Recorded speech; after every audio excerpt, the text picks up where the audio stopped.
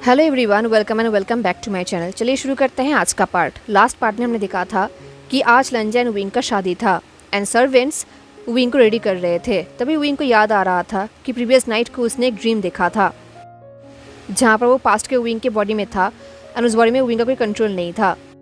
And wing ने देखा था कि कैसे वुवुशियान अपनी फैमिली के लिए अपनी फीलिंग को सेक्रीफाइस कर रहा है।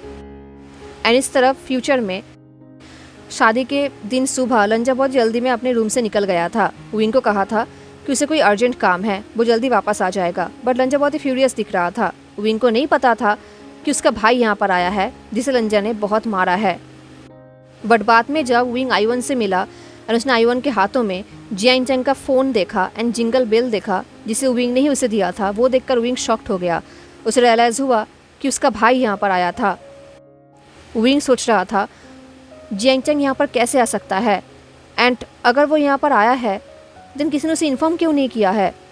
And the thing is when yuan के हाथ में जियांग चैंग का फ़ोन है, इसका मतलब उसका भाई अभी भी इस पैलेस में ही है। एंड तभी विंग को एक हॉरिफाइड रिलेशन हुआ। वो सोच रहा था कि जियांग चैंग यहाँ पर कब से है, क्योंकि अगर जियांग चैंग के पर्सनल बिलोंगिंग्स उससे लेकर किसी और को दिया गया है, इसका मतलब जियांग चैंग यहाँ पर बहुत टाइम से है। एंड वैसे भी ये लोग जियांग चैंग से उसका फ़ोन क्यों लेगा, उसकी चीज़ें क्यों लेंगे। एंड विंग को ऐसा क्यों लग रहा है कि ये लोग जियांग चैंग को विंग से छुपा रहे हैं। एंड अब विंग को डर लग रहा था। वो सोच रहा था इन लोगों ने जियांग चैंग के साथ क्या किया होगा। तभी विंग ने अपने आप से कहा नहीं, वो कुछ ज़्यादा ही ओवर थिंकिंग कर रहा है। बट तभी विंग को रियलाइज़ हुआ कि वो ओवर थिंकिंग नहीं कर रहा है, वो जो भी सोच रहा है वो नॉर्मल है। आई मीन अगर जियांग चैंग यहाँ पर है तो वो ज़रूर विंग को ढूंढता होगा एंड वो विंग को ढूंढ कर उसे डांटेगा, उसके ऊपर चिल्लाएगा। बट जियांग चैंग अभी तक विंग के पास नहीं आया है एंड जियांग चैंग का बिहेवियर ऐसा तो नहीं है, इसका मतलब कुछ गड़बड़ है। एंड तभी विंग सोच रहा था लंजा कहाँ पर है। जब ये सब हो रहा था जियांग चैंग के साथ तब लंजा कहाँ था, क्योंकि लंजा बहुत सुबह सुबह उनके रूम से निकल चुका है। But already half of the day pass हो चुका है एंड लंजा अभी तक वापस नहीं आया है।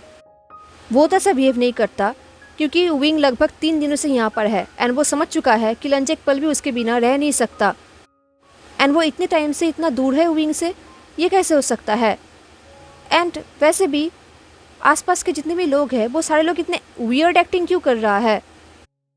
ये सोचते हुए विंग आसपास देखने लगा एंड पता नहीं क्यों सडनली विंग को फील हो रहा था कि उसका सराउंडिंग्स बहुत ही ब्लर हो गया है, बहुत धीमे हो गया है। आई मीन शायद हर एक वॉल्स अपना कलर खो चुका है। ये पैलेस जो 3 दिन से इतना वाइब्रेंट दिख रहा था, सडनली वो बहुत ही आउट ऑफ एनर्जी दिख रहा है, बहुत लाइफलेस लग रहा है। विंग को बहुत ही अजीब फील हो रहा था, पता नहीं क्यों। इनफैक्ट जो भी सर्वेंट्स उसके आसपास से गुजर रहे थे अपना काम करने के लिए, वो भी बहुत जल्दी जल्दी में दिख रहे थे एंड बहुत टेंस दिख रहे थे।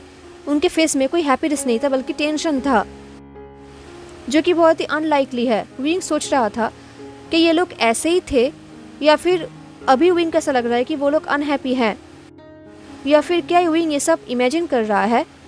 पता नहीं कि विंग का हार्ट बीट बहुत स्लो हो गया था। वो अपने वेडिंग रोब्स को टाइटली जकड़ रहा था। वो सोच रहा था किसी ने भी उसे बताया क्यों नहीं जियांग चैंग के बारे में, कि यहाँ पर ऐसा कोई भी नहीं है इसके ऊपर विंग ट्रस्ट कर सके। क्या सब लोग उससे कुछ छुपा रहे हैं कि इतने टाइम से कोई भी विंग के लिए लॉयल नहीं था। क्या ये सारे लोग सिर्फ लंजा के लिए लॉयल है। ये सोचते हुए विंग के फॉरहेड से स्वेटिंग आ रहा था। उसे बहुत ही ट्रैप फील हो रहा था। उसे अंदर अंदर थोड़ा बहुत डर लग रहा था। उसे कुछ समझ नहीं आ रहा था। एंड थैंकफुली उसी वक्त वहाँ से लान जिंगी गुजर रहा था। उसके हाथों में एक फ्लावर का बास्केट था। जैसे उसने विंग को देखा, वो बास्केट को नीचे रखकर विंग के पास दौड़ के चला आया, क्योंकि विंग को देखकर लग रहा था कि वो अभी गिरने वाला है। लंजिंगी दौड़ के उसके पास आया। उसने कहा योर इम्पेरियल हाइनेस। ये बोल के जिंगी ने उसे टाइटली पकड़ लिया। इस तरह विंग उसने जिंगी को टाइटली पकड़ लिया, वो भी नर्वसली। उसने कहा जिंगी, मुझे कुछ ठीक नहीं लग रहा। मुझे ऐसा फील हो रहा है जैसे कि मैं कोई लॉन्ग नाइटमेयर से अभी अभी जागा हूँ। मुझे ऐसा लग रहा है जैसे कि मेरे ऊपर किसी ने आइस्ड कोल्ड वाटर डाल दिया है। ये सुन के जिंगी ने विंग को टाइटली पकड़ लिया एंड टाइटली हग कर लिया। उसने कहा योर हाइनेस क्या बात है, अब ठीक तो है ना? विंग का ब्रीदिंग स्लो हो गया था। उसका भाई, विंग ने कहा। भाई, मेरा भाई, वो यहाँ पर है, बट मुझे किसी ने उसके बारे में बताया नहीं है। अदरवाइज आयुआन के हाथ में उसका फ़ोन क्या कर रहा है, मुझे कुछ समझ नहीं आ रहा। तभी जिंगी ने आयुआन को देखा, जो थोड़ा डिस्टेंस में खड़ा हुआ था एंड जो अपने हाथों में उस फ़ोन को लेकर एंड उस जिंगल बेल को लेकर खेल रहा था। एंड इस बार ये सब देख के जिंगी का भी फेस बिल्कुल पेल हो गया। उसने कहा, जियांग वाइनिन यहाँ पर है? एंड सडनली ये बोलने के बाद जिंगी का फेस चेंज हो गया। ऐसे कि उसे रिग्रेट है कि उसने विंग के सामने ये बोल दिया। तभी विंग ने जिंगी के हाथ को पकड़ लिया एंड जोर से झटकाया। उसने कहा, तुम्हें पता था? ये सुन के जिंगी ने विंग की तरफ प्लेडिंग आइज से देखा और कहा, योर हाईनेस, जियांग वाइनिन वो पास में भी आपके फैमिली से ही था, तो ऑफकोर्स मैं उसे जानता हूँ, बट प्लीज़ अब ये मत समझना कि मैं आपको हार्म करूँगा। प्लीज़ बिलीव मी, मैं ऐसा कुछ भी नहीं करूँगा। बट इस तरह विंग फ्यूरियस हो चुका था, पर उसे ये भूलना नहीं चाहिए कि उसके सामने एक टीनेजर लड़का है जिससे सॉफ्टली बात करना चाहिए। तो विंग ने कहा, देन मुझे बताओ वो लोग उसे कहाँ पर लेकर गए हैं? मेरा भाई अभी तक मुझसे मिलने के लिए आया क्यों नहीं? ये सुन के जिंगी ने हेजिटेटली कहा, मुझे सच में नहीं पता। मैं आपके वेडिंग प्रिपरेशन में इतना बिजी हो गया था कि मुझे पता भी नहीं चला कि वो यहाँ पर कब आए। बट ये सुन के विंग कन्विंस नहीं था। पता नहीं क्यों वो जिंगी की बातों के ऊपर बिलीव नहीं कर पा रहा था। उसने कहा, देन क्या लंजा को पता है? ये सुनते ही जिंगी बिल्कुल चौंक गया एंड बिल्कुल साइलेंस हो गया। ये देख के विंग ने कमांड करते हुए कहा, जिंगी मुझे सब कुछ सच बताओ। विंग को पहली बार जिंगी ऐसे देख रहा था। विंग ने कहा, क्या मेरे हस्बैंड टू बी को पता है कि मेरा भाई यहाँ पर आया है? क्या वो मेरे भाई से मिल चुका है? जिंगी कुछ टाइम के लिए चुप था। फिर उसने कहा, योर हाईनेस, आप इस चीज़ों में ऑलरेडी श्योर थे, तो मुझे लगा था कि आपको ऑलरेडी पता है। ये सुन के विंग ने कहा, क्या? अब विंग का हार्ट बीट फास्ट हो चुका था। उसे कुछ समझ नहीं आ रहा था। जिंगी ने रिग्रेटफुल्ली कहा, मुझे लगा था कि आपको पता है कि हिज मैजेस्टी अपने सही हालत में नहीं है एंड वो डेंजरस भी हो सकते हैं। ये सुन के विंग का ब्रीथिंग भी रुक गया। उसने कहा, तुम ये सब क्या बोल रहे हो? जिंगी ने अपने आंखें राइटली बंद कर लिया। उसने कहा, मैंने आपको प्रोटेक्ट करने की बहुत कोशिश किया, मैंने आपको सेफ रहने का बहुत कोशिश किया। ट्रस्ट मी, मैंने अपना बेस्ट दिया, मैंने बहुत कोशिश किया। बट आप उनके साथ हैप्पी दिख रहे थे एंड मैजेस्टी भी आपके साथ बहुत ही शांत दिख रहे थे, पीसफुल दिख रहे थे। तो मुझे लगा कि अब विंग का वॉइस क्रैक्ट हो चुका था। वो गुस्सा हो गया था। उसने डिमांड करते हुए कहा, मुझे क्लियरली बताओ, क्या तुम ये बोलना चाहते हो कि जो लोग मेरे बिलाव्ड है, जिनसे मैं प्यार करता हूँ, उनके लिए लंजा डेंजर हो सकता है, उनको लंजा हार्म कर सकता है? तुमने मुझे प्रॉमिस किया था कि तुम मुझे कहीं भी हर्ट। तभी जिंगी ने कहा, एंड मैं झूठ नहीं बोल रहा था, मैं कहीं भी आपको हर्ट नहीं होने दूंगा। एंड इन फैक्ट एम्परर भी कहीं भी आपको हर्ट नहीं कर सकते, योर हाईनेस। ये मैं दावे के साथ कह सकता हूँ। बट उनका काइंडनेस, उनका मर्सी सिर्फ आपके लिए है, आपके आसपास के लोगों के लिए नहीं। मुझे ही पहले ऐसा नहीं लगा था कि वो ये सब कर सकते हैं, बट देन मैंने अपनी आंखों से सब कुछ देखा। एंड देन ये बोलते हुए जिंगी चुप हो गया। अब विंग एक्सट्रीमली नर्वस हो चुका था, कंफ्यूज हो चुका था। उसने कहा, मुझे सच बताओ, उसने क्या किया है? लंजा एक्चुअली में क्या है? जिस लंजा को मैं पास्ट में जानता था, वो मुझसे बहुत प्यार करता था। जैसे कि मैं एक डेलिकेट फ्लावर हूँ, तो वो उनको हार्म नहीं कर सकता जिनसे मैं प्यार करता हूँ, जो मेरे लिए अपने हैं, क्योंकि उसे पता है कि अगर उसने ऐसा किया तो इसकी वजह से मैं भी हर्ट हो जाऊँगा। बट क्या तुम ये कहने की कोशिश कर रहे हो कि अभी जियांग चैंग बहुत बड़ी डेंजर में है? क्या मैं सही सोच रहा हूँ? ये सुन के जिंगी ने विंग की तरफ देखा। दूसरे लोअर वॉइस में कहा, काश मैं आपको वो आंसर दे सकता जिसके लिए आप वेट कर रहे हैं, योर हाईनेस। बट ये बोल के जिंगी चुप हो गया। उसने शाई किया और कहा, उस दिन जब मैं किंगडम में लौटा था, तब ऑलरेडी सब कुछ हो चुका था। अब पास्ट शुरू होता है। अभी हम फ्लैशबैक में जाएंगे। जिस दिन डिज़ास्टर हुआ था उस दिन जिंगी लान किंगडम में नहीं था, वो किसी काम से बाहर गया था। एक्चुअली वो विंग के वेडिंग रोब्स लेने के लिए बाहर गया था। जब वो वापस आ रहा था लान किंगडम में, उसे ऐसा लग रहा था कि स्काई का कलर बहुत चेंज हो गया है। क्रिम्सन की तरह ग्लो कर रहा था स्काई, बहुत रेड हो गया था।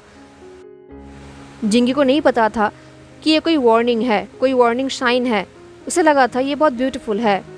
एनीवेज उसने अपने इंपीरियल कंसर्ट के कपड़ों को टाइटली जकड़ लिया एंड देन वो आगे बढ़ने लगा, क्योंकि बहुत जल्दी एम्परर का एंड इंपीरियल कंसर्ट का शादी होने वाला है। उसे जल्दी घर पहुंचना है। ये एक हैप्पीनेस था, ये एक खुशी का माहौल था। पूरा लान किंगडम बहुत एक्साइटेड था एंड कुछ दिन पहले से ही उनके लिए गिफ्ट्स ऑलरेडी महल में आ रहे थे एंड कुछ दिनों से सर्वेंट्स भी बहुत काम कर रहे हैं प्रिपरेशन के लिए। लान किंगडम बहुत एक्साइटेड था, वो लोग बहुत हैप्पी थे इस शादी को लेकर। तो जिंगी भी बहुत हैप्पी था एंड वो महल वापस आने के लिए तड़प रहा था। वो बहुत एक्साइटेड था, बट जैसे वो महल में वापस आया, लान किंगडम में वापस आया, उसे अपने आंखों के सामने नाइटमेयर से भी ज़्यादा भयंकर चीज़ें दिखा। जो किंगडम इतना हैप्पी था, अभी वो किंगडम तड़प रहा है।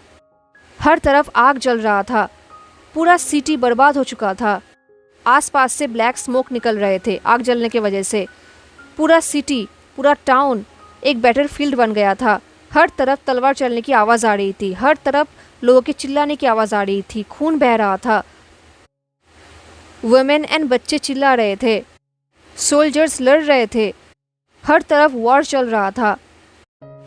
एंड जो स्काई हमेशा लाइट ब्लू दिखता है, वो रेड हो चुका था, बिल्कुल डार्क रेड।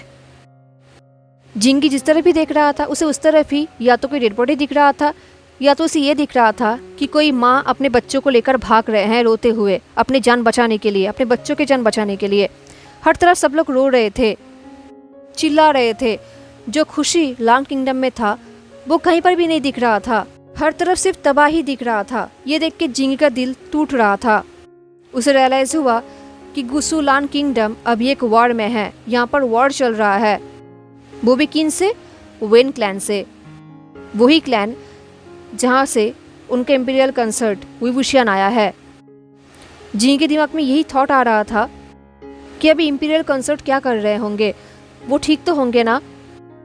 ये सोचते हुए जिंगी दौड़ते हुए पैलेस तरफ जाने लगा। उसके हाथों में जो कपड़े थे वो उसके हाथों से गिर चुका था, बट अभी वो उसका कंसर्न नहीं है।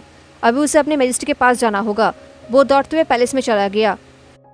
पैलेस के अंदर सब कुछ बहुत ही साइलेंट था, एक भी आवाज़ नहीं आ रहा था। जिंगी पैलेस के अंदर ज़ोर ज़ोर से चिल्ला रहा था, your majesty, your royal highness, ये बोलकर।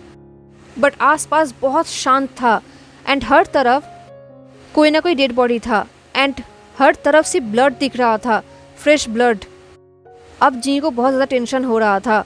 उसका हार्ट बीट फास्ट हो चुका था। वो सिर्फ एम्परर को एंड विंग को ढूंढना चाहता था। एंड फाइनली जिंगी मेन हॉल रूम में पहुंच गया, जहां पर एम्परर का सिंहासन है। जैसे वो वहां पर पहुंचा, वो शॉक्ड होकर वहां पर ही फ्रीज हो गया, क्योंकि उस रूम में वो अकेला नहीं था, एक और इंसान था जो सिंहासन के पास खड़ा हुआ था। वो इंसान जिसे जिंगी जानता है, बट फिर भी इस पोजीशन में उसे ऐसा लग रहा था कि वो इस इंसान को जानता नहीं है, क्योंकि वो इंसान और कोई नहीं, लंजा था, द एम्परर। वो एक ब्रोकन पोस्चर में खड़ा हुआ था। उसके हेड में जो क्राउन रहा करता था, वो क्राउन नहीं था, जिसकी वजह से उसका हेयर भी ओपन हो चुका था। उसे देख कैसा लग रहा था कि वो एम्परर नहीं है, बल्कि एम्परर का शैडो है। उसके फेस में ब्लड दिख रहा था, जो उसका नहीं था, बट किसी और का था। एंड लंजे के आंखों से आंसू निकल रहा था। लंजे के हाथ में एक रेड सिल्क कपड़ा था। उसे देख के जिंगी का हार्ट बीट ऑलमोस्ट रुक ही गया था, क्योंकि वो कपड़ा इंपीरियल कंसर्ट विवुशियन का था, जो बिल्कुल ब्लड से भरा पड़ा था। लंजे ने अभी तक जिंगी को नोटिस नहीं किया था। वो वहाँ पर वैसे ही खड़ा था एंड सडनली वो हंसने लगा, ज़ोर ज़ोर से हंसने लगा। बट ये कोई खुशी का हंसी नहीं था, बल्कि एक मैडनेस था। वो हंस भी रहा था एंड रो भी रहा था एंड विंग के कपड़ों को टाइटली जकड़ रहा था। उसका हाथ कांप रहे थे। उसने हंसते हुए चिल्लाते हुए कहा, खत्म, मैंने उन सबको ख़त्म कर दिया है, बट फिर भी तुमने एक बार भी मेरे तरफ नहीं देखा। ये बोलते हुए लंजा ज़ोर ज़ोर से ब्रीथिंग ले रहा था। उसने कहा, विंग, तुमने एक बार भी मेरे तरफ नहीं देखा। तुम्हारे लिए मेरे साथ रहने से अच्छा डेथ प्रेफरेबल है। तुमने डेथ को प्रेफर किया। लंजा के हाथों में उस ब्लड सोक्ड विंग के कपड़े देखकर जिंग का दिल टूट रहा था। वो बहुत डर गया था।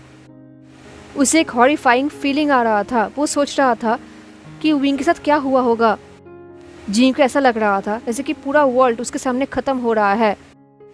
एंड उसने उनके एम्परर को इस तरीके से पहली बार देख रहा था। उसने आज से पहले लंजा को ऐसा कहीं भी नहीं देखा था। देखने तो दूर की बात, उसने इमेजिन भी नहीं किया था। जिंगी ने टूटते हुए वॉइस से कहा, योर मैजेस्टी, आपने क्या किया है? हालांकि जिंगी अंदाजा कर पा रहा था कि लंजा ने क्या किया होगा। लंजा के हाथों में लिटरली उनके कंसोर्ट का ब्लड सोक्ड कपड़ा था।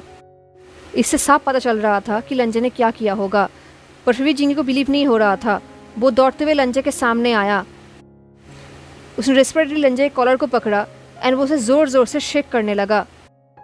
जिंगी ने कभी इमेजिन भी नहीं किया था कि वो ऐसा करेगा, उसका इतना हिम्मत होगा, बट आज वो कर रहा था। उसने चिल्लाते हुए पूछा, योर मैजेस्टी, मुझे बताइए आपने क्या किया है? एंड शायद तब जाके लंजा को रियलाइज़ हुआ कि उसके सामने जिंगी है, बट फिर भी लंजा जिंगी की तरफ नहीं देख रहा था। वो उसके पीछे वॉल की तरफ देख रहा था। उसका आइस डल था, लाइफलेस था। उसकी आंखों से आंसू निकल रहा था। उसका एक्सप्रेशन बिल्कुल कोल्ड हो चुका था, हार्ड हो चुका था। लंजा ने कहा, उन लोगों ने उसको मुझसे छीन लिया है, तो वो लोग डेथ डिजर्व करते हैं। जो भी हमारे बीच में आएगा उन्हें पे करना होगा। मैं उसे फिर से खो नहीं सकता। लंजा को देखकर जिंगी को लग रहा था कि उस समय उनका एम्परर नहीं है, बल्कि कोई मॉन्स्टर है। क्योंकि अब लंजा वो लंजा नहीं दिख रहा था जो यूजुअली दिखता है, जो इस किंगडम पर राज करता है, जो सबके लिए केयर करता है, जो बहुत काइंड है। अभी जिंगी के सामने वो एम्परर नहीं था। तो जिंगी ने कहा, योर मैजेस्टी, हिज हाइनेस कहाँ पर है? वो यहाँ पर क्यों नहीं है? ये सुन के लंजा हंसने लगा। मैं नहीं अकली, उसने कहा। मुझसे बचने के लिए, मुझसे छुटकारा पाने के लिए उसने डेथ को चूज़ किया है, बट शायद वो भूल चुका है कि अब हम दोनों एक हो चुके हैं, सोल टू सोल। मैं उसे फिर से ढूंढ लूँगा। अगर सेंचुरीज भी बीत जाएगा तब भी मैं उसे ढूंढ लूँगा। मैं उसे ज़रूर ढूंढ लूँगा। लंजा का इस बहुत ही वाइल्ड दिख रहा था, डेस्परेट दिख रहा था। लंजा ने जिंगी की तरफ देखा। लंजा ने प्लीट करते हुए पूछा, क्या मैं इतना बुरा हूँ? क्या मैं इतना डिस्टेबल हूँ? तुम्हें पता है, शुरू से एंड तक विंग ने मेरी तरफ एक बार देखा तक नहीं। उसने मुझे थोड़ा सा भी टाइम नहीं दिया। मुझे बोलो जिंगी। ये बोल के लंजा ने एक बिटर स्माइल किया। उसने कहा, मैंने ऐसा क्या गलती किया है, ऐसा क्या क्राइम किया है? मैंने तो सिर्फ उससे प्यार किया था। लंजा को देखकर ऐसा नहीं लग रहा था कि वो कोई एम्परर है। उसे देख के लग रहा था कि वो कोई नॉर्मल लड़का है जो बहुत पेन में है, जिससे सब कुछ छीन लिया गया है। लंजा को देखकर ऐसा लग रहा था कि उसने बहुत बुरा काम किया है, सिर्फ एक नहीं, बहुत सारा। एंड शायद इसके वजह से लंजा का सोल कहीं पर चला गया है। एंड सडनली लंजा का आइस चेंज हो गया। उसका आइस और भी शार्प हो गया। उसने एक ड्रंक इंसान की तरह पूरे हॉल रूम में चिल्लाते हुए कहने लगा, क्रिम्सन रेन सॉट फ्लावर, मैं जानता हूँ तुम यहाँ पर हो। मेरे सामने आओ एंड तुम अपना कर्ज पूरा करो। इसके बाद हम दोनों इक्वल हो जाएंगे। तुम मेरे सामने और कर्जदार नहीं रहोगे। एंड इसके बाद मैं तुमसे और कुछ भी नहीं मांगूंगा।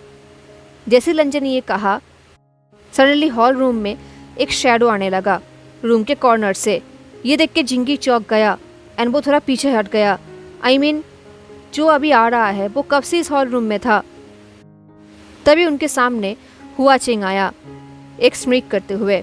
उसने कहा, योर मैजेस्टी, आपने ये क्या मेस क्रिएट कर दिया है? आपको नहीं लगता जो कुछ भी हुआ है उसे आप रोक सकते थे? ये बोलते हुए हुआ चेंग लंजा को मॉक कर रहा था, बट लंजा वो ग्लेयर करने लगा। उसने कहा, अगर आफ्टर लाइफ के बाद वो तुम्हारे रियम से गुजरेगा तो तुम मुझे इन्फॉर्म करोगे। मुझे और कोई गेम नहीं खेलना है।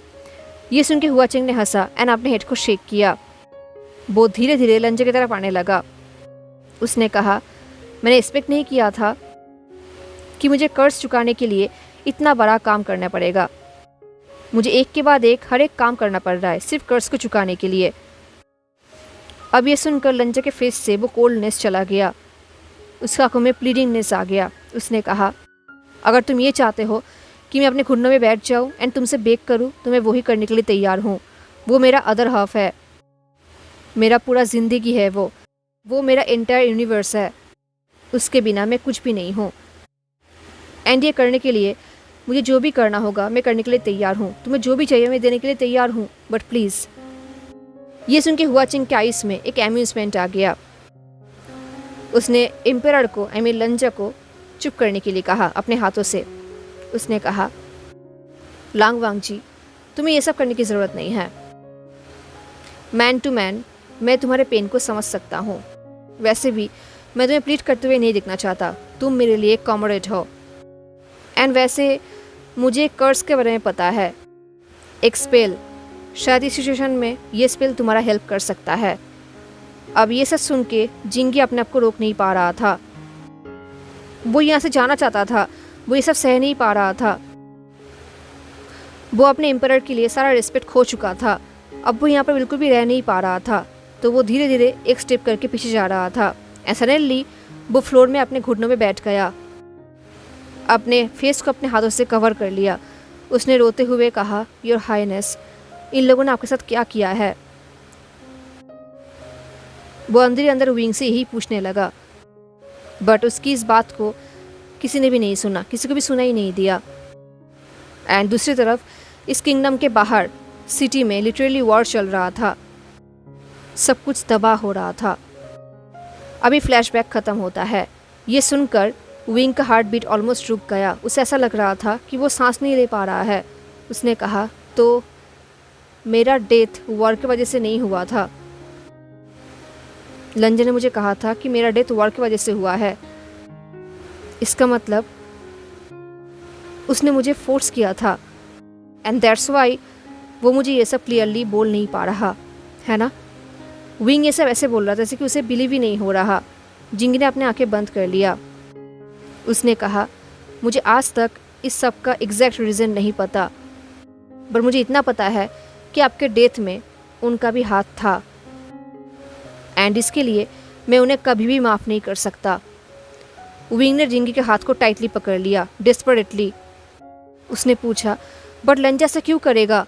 वो तो बहुत काइंड पर्सन है। वो ऐसा इंसान नहीं है। ये सुन के जिंगी ने अपने फेस को टर्न कर लिया। उसने कहा, उस दिन जो कुछ भी हुआ था उसके बाद वो चेंज हो चुके हैं। मैं ये नहीं कहूँगा कि मैं उनके दिल के हालत को समझ सकता हूँ या फिर उनके पेन को समझ सकता हूँ। उन्होंने भी बहुत पेन सहा है, बट जो वायलेंस उन्होंने किया है, जो क्रूएल्टी उन्होंने किया है, शायद आज तक वो चीज़ उन्हें हॉन्ट करते हैं। इतना तो मुझे पता है। अब वो इनका ब्रीथिंग ऑलमोस्ट मुश्किल हो रहा था। उसने कहा, बट इसके बाद भी वो थोड़ा सा भी चेंज नहीं हुआ। अगर वो अभी भी चाहता है कि वो मेरे साथ रहे सबके लिए, इतने सब कुछ के बाद भी, तो क्या तुम्हें लगता है कि वो चेंज हुआ है? ये सुन के जिंगी ने कुछ भी नहीं कहा। उनके बीच में एक अनकंफर्टेबल साइलेंस था। देन जिंगी विंग के क्लोज गया एंड अपने हाथों से विंग के फेस को पकड़ लिया। उसने कहा, योर हाईनेस, क्या आप सच में आंसर्स चाहते हैं? क्या आप सच में जानना चाहते हैं कि उस दिन एक्चुअली क्या हुआ था? अब विंग का हार्ट बीट फास्ट हो गया। उसने नोट करते हुए कहा, हाँ मैं चाहता हूँ। ये सुन के जिंगी ने हेजिटेटली कॉरिडोर की तरफ देखा। उसने आसपास देखा ये चेक करने के लिए कि कोई और तो यहाँ पर नहीं है। देन वो विंग की तरफ लीन्ड हुआ एंड उसने कहा, मैं एक ऐसा इंसान को जानता हूँ जो आपको सब कुछ सच सच बता पाएगा। एंड देन विंग एंड जिंगी वहाँ से निकल गए। विंग एंड जिंगी एक बहुत ही कोल्ड एंड छोटे डार्क टनल से आगे बढ़ रहे थे। ये टनल बहुत ही छोटा था, बहुत डार्क था एंड बहुत कोल्ड था। हर एक कदम पे लग रहा था कि खतरा है।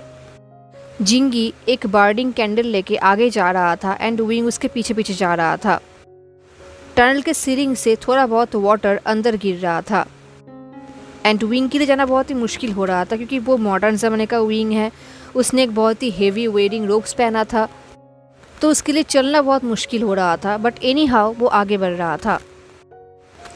इस टनल पे विंग पहली बार आ रहा था। हालांकि 3 दिन हो चुका है उसे पेरिस में आए हुए, बट उसने ज़्यादा एक्सप्लोर नहीं किया है टनल्स को। वो बस पेरिस के आसपास ही एक्सप्लोर कर रहा था। एनीवेज फाइनली वो लोग टनल से निकल के एक जगह पर आ गए।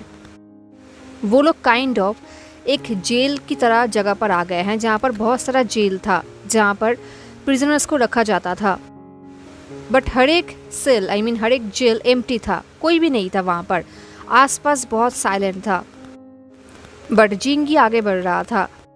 देखते ही देखते जिंगी विंग को लेकर एक जेल के सामने आ गया। उस जेल के अंदर एक इंसान था, शायद इकलौता इंसान था। उसने वाइट कलर का कपड़े पहना हुआ था जिसका लॉन्ग हेयर था एंड वो पीछे मुड़ा हुआ था। विंग को लग रहा था कि शायद वो मर चुका है, वो कोई डेड बॉडी है। बट ऑफ कोर्स तभी जिंगी ने उस इंसान को बुलाया। जिंगी ने कहा, योर हाइनेस। जेल के अंदर जो फिगर था, जो लाइफलेस इंसान था, उसने पीछे मुड़ा एंड उसे देखते ही विंग का ब्रीथिंग रुक गया। वो इंसान विंग के लिए फैमिलियर है एंड ऑफ कोर्स विंग भी उनके लिए फैमिलियर है। उसे देखकर विंग ने कहा, द फर्स्ट प्रिंस, क्योंकि जेल के अंदर था लांस सीचेन, जो विंग को अपने हनी ब्राउन आइज से देख रहा था। विंग को देखकर वो हंसने लगा एंड उसका हंसी जेल के हर एक कॉर्नर में गूंजने लगा। ज़ेबुचुन ने कहा, तुम्हारे वेडिंग रोब्स पे? मैंने सोचा नहीं था कि मुझे ये दिन देखने को मिलेगा। मुझे लगा था कि 1000 ऑफ ईयर्स पहले ही मैंने इस चीज़ को ऑलरेडी एंड कर दिया है। But of course Wang ji relentless है ना। वो तब तक नहीं रुकता जब तक उसे वो चीज़ ना मिल जाए जो उसे चाहिए। मुझे ये पहले ही पता होना चाहिए था। ज़ेबुचुन की बातें सुनकर लग रहा था कि वो विंग को देखकर पीटी फील कर रहे हैं। हालांकि उनके बातों में एक गुस्सा तो था, बट स्टिल उन्हें देख के ऐसा लग रहा था जैसे कि उन्हें अच्छा नहीं लग रहा। तभी विंग ने जेल को ध्यान से देखा। उसे देख के विंग को रियलाइज हुआ कि ज़ेबुचुन बंदी तो है, बट वीकनेस की वजह से नहीं। वो बंदी है इसलिए क्योंकि वो ये चाहते हैं। क्योंकि अगर वो चाहते वो आसानी से यहाँ से निकल सकते थे। आसपास एक भी गार्ड नहीं है, कोई भी नहीं है यहाँ पर। वो यहाँ पर अकेले है। तभी जिंगी ने ज़ेबुचुन से कहा, हम यहाँ पर आए हैं आपसे सच जानने के लिए। जिंगी ये सब प्लीडिंग सॉफ्टली वॉइस में ज़ेबुचुन को बोल रहा था। उसने कहा, जिस दिन हमारा किंगडम तबाह हो गया उस दिन एक्चुअली क्या हुआ था, वो वार शुरू कैसे हुआ एंड द इम्पीरियल कंसर्ट का डेथ कैसे हुआ। ये सुन के ज़ेबुचुन हंसने लगे, पर उनके हंसी में एक बिटरनेस था। उन्होंने कहा, उसने मुझे यहाँ पर एक डीप कॉर्नर पे लॉक करके रखा है क्योंकि उसे डर है कि उसे अपने बुरे कर्मों को फेस करना पड़ेगा। बट फिर भी तुम लोग यहाँ पर आए मेरे पास क्योंकि तुम्हारा एम्परर तुमसे ऑनेस्टली सच नहीं बता रहा है ना। यू नो व्हाट, मैं सरप्राइज्ड नहीं हूँ। वो सब काम क्यों बोलेगा जिसे उसने खुद किया है। उसे अशांत फील हो रहा होगा, जैसे कि मुझे पता है उसने जो कुछ भी किया है वो गलत है, वैसे ये बात उसको भी पता है। इनफैक्ट वो इन सब के लिए मुझे ही ब्लेम करता है, सबके लिए। ये सुन के विंग ने सॉफ्टली पूछा, वो आपको ब्लेम करता है? ये सुन के ज़ेबुचुन ने विंग की तरफ देखा एक हॉन्टेड गेज से। उन्होंने कहा, एंड शायद इसमें मेरा थोड़ा बहुत हाथ था। मुझे कहीं भी उसके दिमाग में ये सब बात लाना ही नहीं चाहिए था। बट मैं ये नहीं भूल सकता कि तुम्हारे भाई को एंड बहन को उसके तलवार ने मारा था, मेरा नहीं। उसने उन्हें मारा था। तो यहाँ पर दोस्त किसका हुआ, मेरा या उसका? ये सुनते ही विंग के पूरे बॉडी में गुस्साम्स आ गए। उसने कहा, वो मुझसे प्यार करता है। जिस लंचर को मैं जानता हूँ वो मुझसे बहुत प्यार करता है, वो ऐसा कहीं भी नहीं कर सकता। ये सुन के ज़ेबुचुन हंसते हुए बोलने लगे, प्यार? क्या तुम्हें ऐसा लगता है कि मेरा भाई का प्यार हमेशा जेंटल, फॉरगिविंग एंड काइंड रहा है? नहीं हुई वुशियान। फुलिश मत बनो, उसका प्यार फायर की तरह है, अगर इस बीच में कोई आ गया तो वो उसे ख़त्म कर सकता है। एंड इसी की वजह से उसने वो सब कुछ तबाह कर दिया जो एक टाइम में हमारे लिए बहुत क्लोज था। उसने मेरे फैमिली के लेगेसी को रूइन कर दिया है एंड उसने 2 क्लैंस को बिल्कुल ख़त्म कर दिया है। 2 नहीं, 3। उसने तीनों क्लैंस को ख़त्म कर दिया है। एक तो लान क्लैन, दूसरा वेन क्लैन एंड तीसरा तुम्हारा जियांग क्लैन। उसने सब कुछ ख़त्म कर दिया है, इनफैक्ट उससे भी ज़्यादा। ये सुन के विंग का हालत ख़राब हो रहा था तो जिंगी विंग के हाथ को टाइटली पकड़ रहा था। उसने ज़ेबोचुन से पूछा, क्यों? हिज मैजेस्टी इतने क्रूएल बिहेव क्यों कर रहे हैं? वो ऐसा क्यों करेंगे? इस बार ज़ेबोचुन ने उन लोगों को ऐसा एक्सप्रेशन दिया जैसे कि उन्हें बुरा लग रहा है उन लोगों के लिए। उन्होंने कहा, प्यार के लिए, एक ऐसा प्यार जिसके अंदर फियर था, डिस्परेशन था। ज़ेबोचुन ने विंग की तरफ देखा एंड पॉइंटिंग करते हुए कहा, वो तुमसे प्यार करता था, वो तुमसे इतना फियर्सली प्यार करता था कि वो तुम्हें खोने से अच्छा पूरे दुनिया को जला देता। जब उसे लगा कि तुमको उससे छीन लिया गया है, उसने वही किया जो उसे सही लगा। At the end of the day सिर्फ मैं ही इकलौता इंसान हूँ जो उसे समझ सकता है। एंड फिर भी ये बोल के ज़ेबोचुन चुप हो गए, जैसे कि वो आगे बोल नहीं पा रहे हैं। उनका गुस्सा बढ़ तो रहा था बट साइलेंटली। जिंगी ने कहा, उस दिन के बाद से एम्परर बहुत चेंज हो गए हैं। शायद अभी वो हमारे बीच में है भी नहीं, बिल्कुल चेंज हो गए हैं, एक डिफरेंट पर्सन बन चुके हैं। इस तरह विंग जो ये सब मानना नहीं चाहता था, वो कंटिन्यू अपने हेड को शेक कर रहा था एंड अपने आप को बोल रहा था कि उसका लंजा ऐसा नहीं है। उसने ज़ेबोचुन से कहा, नहीं, कुछ तो गड़बड़ है, मैं इन सब पर बिलीव नहीं करता। मैं जानना चाहता हूँ कि एग्जैक्टली क्या हुआ था योर हाइनेस। आपको मुझे ये बोलना होगा, क्योंकि आप ये भूल नहीं सकते कि मेरा ब्लड आपके हाथों में है। ये सुन के ज़ेबोचुन ने विंग की तरफ देखा एक कोल्ड गेज से। उन्होंने कहा, मैंने तुम्हें इतना सब कुछ बताया, इसके बाद भी तुम यही कहोगे कि वो इनोसेंट है? क्या तुम सच में उससे इतना प्यार करते हो? अब सडनली विंग को लग रहा था कि उसका सांसें रुक रहा है, वो कुछ बोल नहीं पा रहा था। उसे ज़ेबोचुन का आइस की तरफ देखा और कहा, मैं उसे जानता हूँ, मैं उसे दिल से जानता हूँ एंड मैं रियल ट्रूथ जानना चाहूँगा। विंग को लग रहा था कि अब धीरे धीरे सारा सीक्रेट उसके सामने ओपन हो रहा है एंड कंप्लीट सीक्रेट सिर्फ ज़ेबोचुन ही बोल सकते हैं। तो ज़ेबोचुन ने गुस्से में कहा, अगर मुझे उन दिनों पता होता कि ये सब होने वाला है तो मैं वो बिल्कुल भी नहीं करता जो मैंने किया है। ये सुन के विंग ने कहा, आपने क्या किया है? ज़ेबोचुन ने कहा, तुम सही कह रहे थे, ये सब कुछ उसने अकेला नहीं किया है। अब फ्लैशबैक शुरू होता है। जिस दिन वो सब हादसा हुआ था उस दिन मॉर्निंग को विंग लाल किंगडम छोड़ के वेंग किंगडम के लिए निकल गया था, क्योंकि उसे खबर मिला था कि उसकी बहन वेंग क्लैन के जेल में बीमार हो गया है। एंड विंग अपने सिबलिंग्स के लिए बहुत केयर करता है। ये जानते हुए लंजे ने विंग को जाने दिया, बट एक कंडीशन में। वो कंडीशन ये था कि विंग को शादी से पहले लौटना होगा एंड शादी उनका वीकेंड में होने वाला है, तो विंग के पास एक वीक है। एनीवेज विंग ने ये कंडीशन मान लिया एंड वो लान क्लान से निकल गया।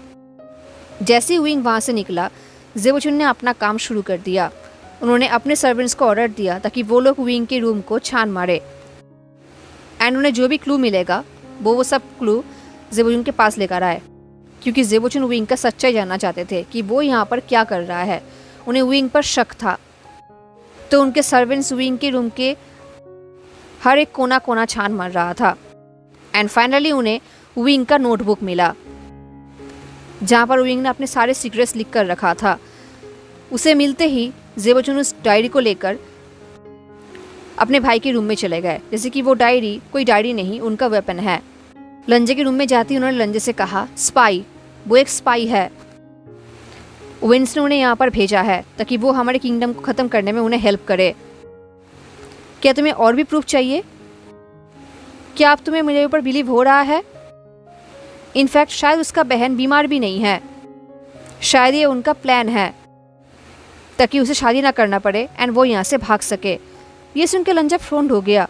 उसे समझ में नहीं आ रहा था कि ज़ेबोचुन क्या बोल रहे हैं। उन्होंने कहा, भाई आप ये सब क्या बोल रहे हैं? ज़ेबोचुन ने और कोई रिप्लाई नहीं दिया। उन्होंने विंग के नोटबुक को लंजे के हाथों में थमा दिया एंड जैसे ही लंजन ने उसे रीच किया उसे बिलीव नहीं हो रहा था। वो शॉक्ड हो गया। लंजन ने गुस्से में पूछा, आपको ये कहाँ से मिला?